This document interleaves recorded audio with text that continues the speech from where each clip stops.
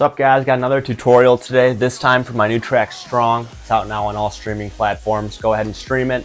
I'm going to go through all parts of this song, the drop, the breaks, the build up, each individual element. So let's get right to it. So this is the project file for Strong. First thing you're going to notice is that I've got a bunch of empty shelves right here.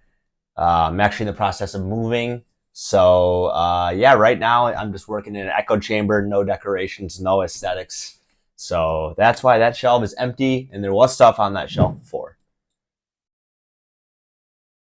I actually had some people ask me as well on this track why it was a self-release, and there was a couple reasons for that. The first reason was I want to be consistent about releasing music. Working with a label, you know, you have to send it to them, you have to wait, you have to get on the release schedule, all that. So by me self-releasing it, I finish the track, I can get it out within a week or two, I can set my own schedule, all of that.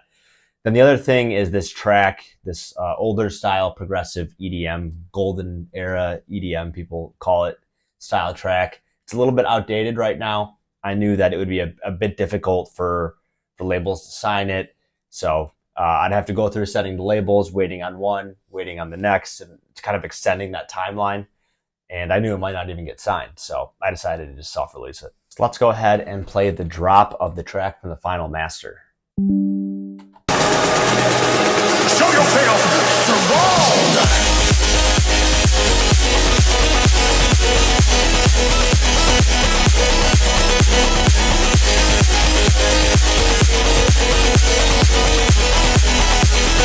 All right, so let's talk through each individual part. First, let's go with that main lead sound of the support lead. It sounds like this.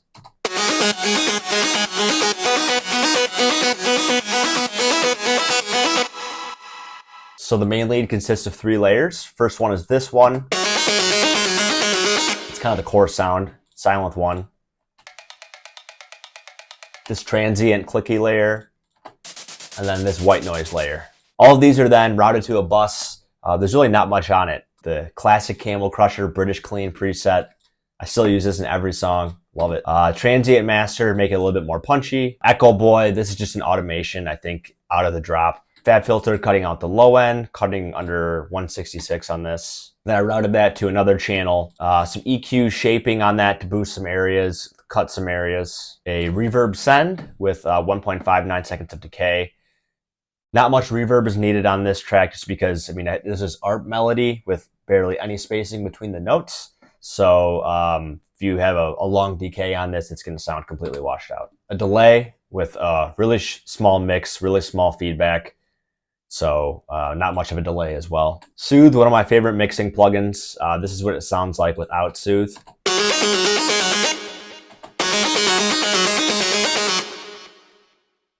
So if you have good headphones on, you can definitely hear it. This is what it's pulling out. And then just some more automations, Fruity Filter, Endless Smile. I think like halfway through the drop, there's these automations. Yeah, the Fruity Cutoff automation and the Endless Smile automation. And then Kickstart, 85%, Free Punch, Sidechain. Kick drum, not much to it. This is like an old Groove House pack, I think. Just like that fat progressive house kick. On top of it is a ride. There's also this tom. And then the second half of the drop, these snares come in. It's kind of like a cheesy sounding, like future bass-ish sounding snare. I usually never use snares like this, but I wanted to try some kind of a unique sounding snare for this one. So I layered these 2 snares. The mid bass, which is a very important part of this track, sounds like this.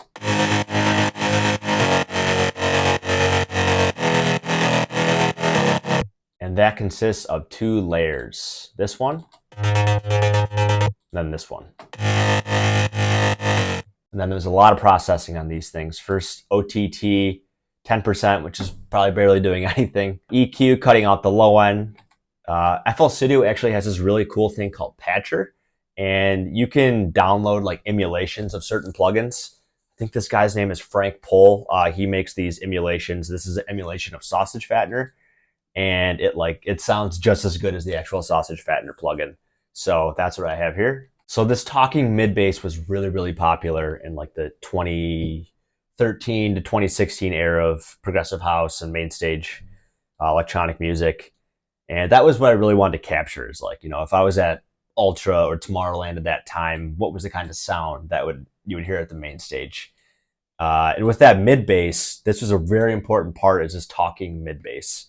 And this is really the secret sauce of this is this plugin. So without it, and then with it.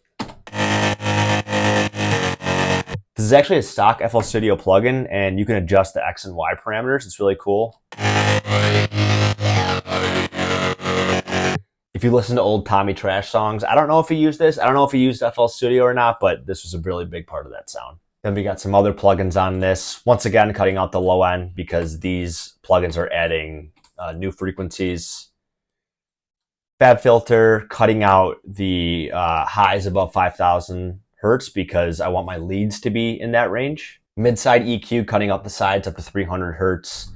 Really good tool I learned from Mixing Engineer one time is to cut the sides up to like 200 to 400 on your low end, your mid bass. It helps make it much less muddy.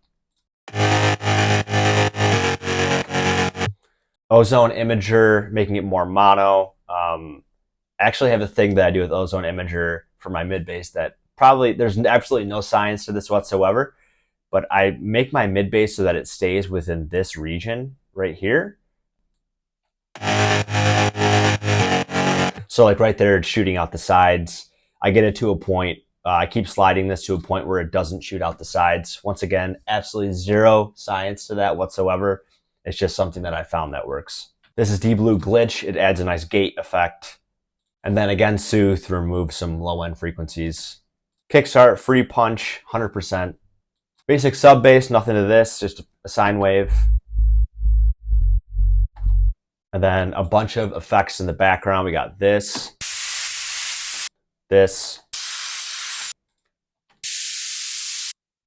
crowd noise, which I have in like any genre that I do. I typically have crowd noise in the drops, just so you can barely hear it. And then in the second half of the drop, I had these little pluck samples that I added a bunch of automations and chopped up and stuff. Sounds like this.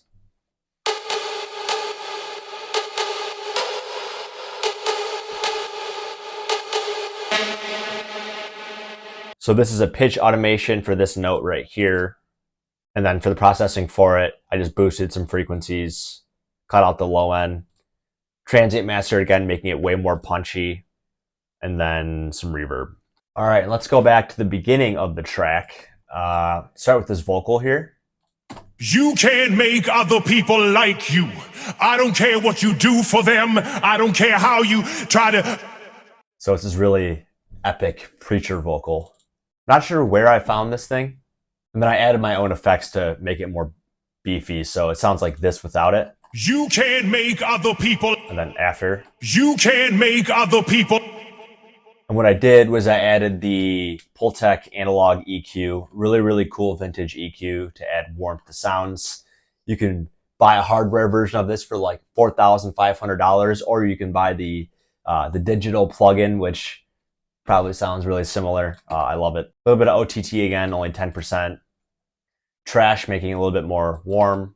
EQ boosting around 400. Fresh air making the high end more present. Cutting out the low end. Soothe, again, removing unwanted frequencies. And then I have these reverb and delay sends, which I am automating as well in the gaps where the voice isn't saying anything. Then I've got some chords. I tried to make this chord progression. I put a lot of work into this chord progression so that it developed all the way from the beginning here into the drop. So we got some strings here.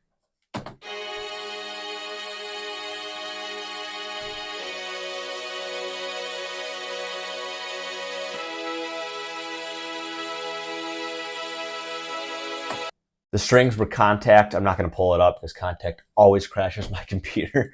So not going to open it, but it's Kontakt 7, the session strings. Some pads.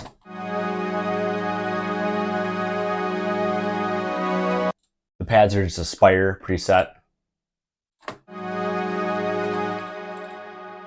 With, again, analog EQ, FabFilter, cutting out the low end, Soothe, cleaning up some harsh frequencies, and then routing that to a filter. Just when the buildup comes in, it fades it out. This organ chord, which again is a Spire preset. This vocal pad. Feels like you're in a Halo video game right there. And that is a Nexus choir preset. Nexus has a lot of really good vocal choir pads. And then this ARP that comes in, this ARP is the melody for the drop. One thing I try to do as much as possible is whatever your core sounds are, if you can introduce them in some way earlier on in your track, it'll make it'll be much more familiar to the listener, even if they're not realizing it. But if they had already heard it before earlier in the song, it makes the song a lot better.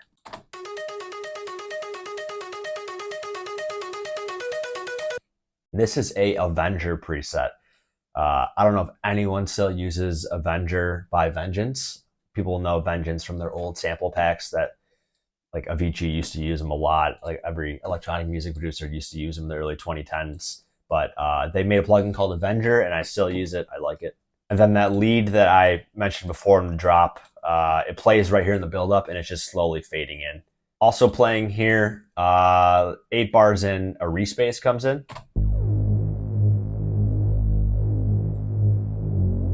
And the only drums that come in this first breakdown are these rides that slowly fade in. Then we got all these sound effects, risers, downers, impacts.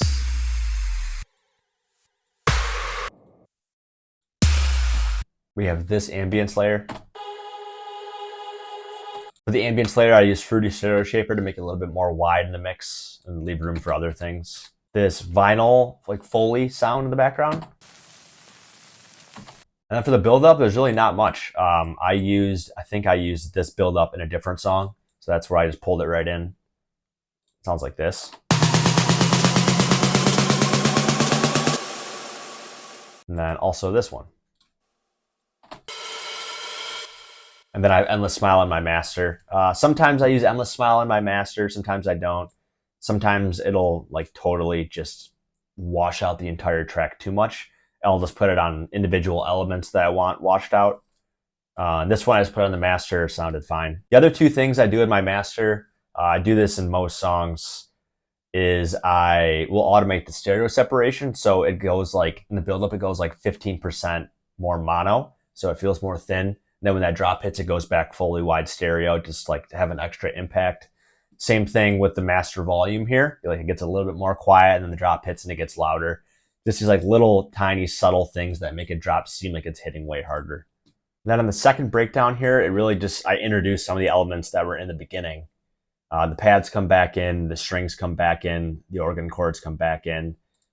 This ARP gets introduced. So that ARP is not in the beginning, it's just something that I bring in on the second breakdown.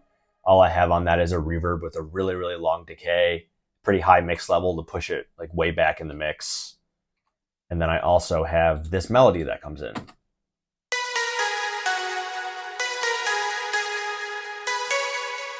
This melody is just one Nexus preset. It is the Happy Pluck sound, and then processing on it, really not much, just cutting down some low frequencies. Again, that main lead comes in the buildup of the second buildup, just like the first buildup, the exact same automation. All I had to do is just copy this over, and it does the exact same automation. I also have this atmosphere that comes in the second breakdown. Looks like I tried to add some kind of like vocal stutter effect in the second breakdown. Didn't work. What I'll do a lot of times is if I try something where I'm like, yeah, this might work, it might not, I'll keep it in the project and I'll just mute it. And that way, if I want to unmute it and bring it back in later on, it's still there. And then the other difference here in the second buildup is I bounced out the pad chord that I had in the first buildup, and then I just added a pitch bend to it, so it sounds like this.